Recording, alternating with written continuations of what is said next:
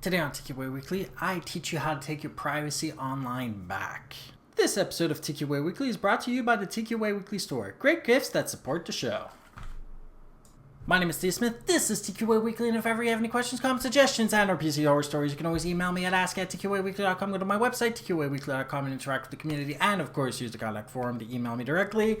And if you're already watching on YouTube, blip.tv, Vimeo, or anywhere else I post to every single week, the comments box is down below, and today's topic is all about taking your privacy back on the internet. For too much time have we been witness to millions of secret documents coming to light, demonstrating how governments and malicious groups around the world have been stealing our information, and we have been passive for too long to all of these malicious attacks, attacking websites all over the internet, and intercepting our traffic over networks all over the internet, in free cafes and whatever. And it is about time that a lot of us actually get our act together, because the only way a lot of this is going to start going down and stop is if we actually take our privacy seriously for once, as opposed to being passive and thinking that our information is not important, therefore it shouldn't be hidden. So the first tool you would actually need to get, which is, by the way, everything here today is free,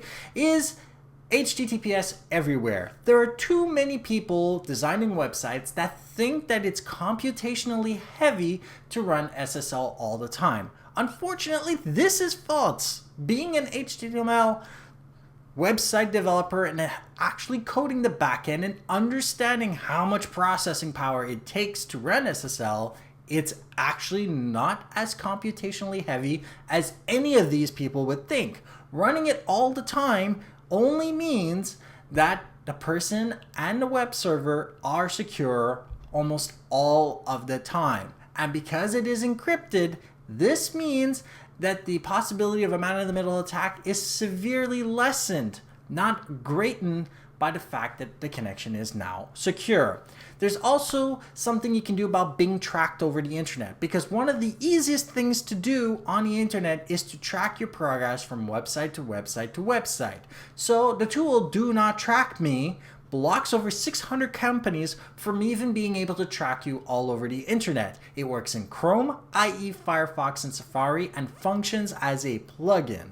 Now, what you need to know is what's going on websites. And there is a really cool tool that actually tells you which companies are trying to track you and which social networks are trying to track you. And this tool is Ghostery. I've talked about it before. It is a free tool. It prevents anything from loading on the web page unless you say so. Unlike other companies that actually pay for their programs to load, this one closes everything unless you specifically specify that it is allowed to load on that page.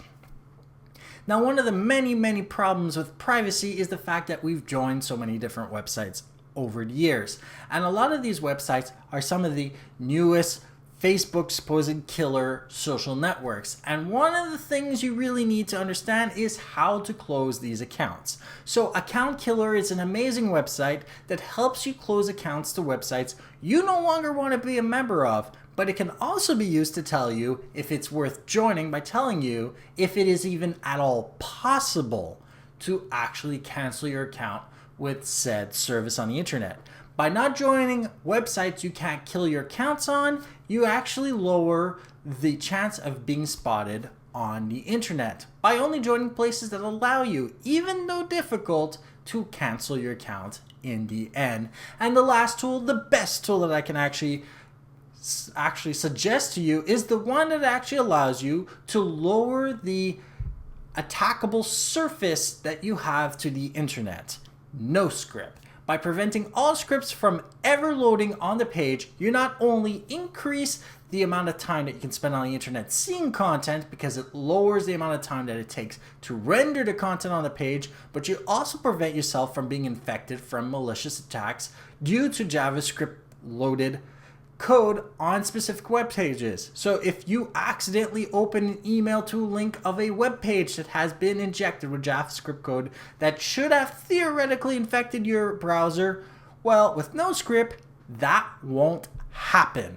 So these are the 5 tools you need to start getting your life back together. If you want to see the links and also the source to this information, go to tqaweekly.com/se 5EP03, and next week I'll be talking about Tor, I2P, and Freenet, but more specifically, how they are used and what they look like. Have a great day. Don't forget to subscribe, share with those that you think would benefit from this, and goodbye.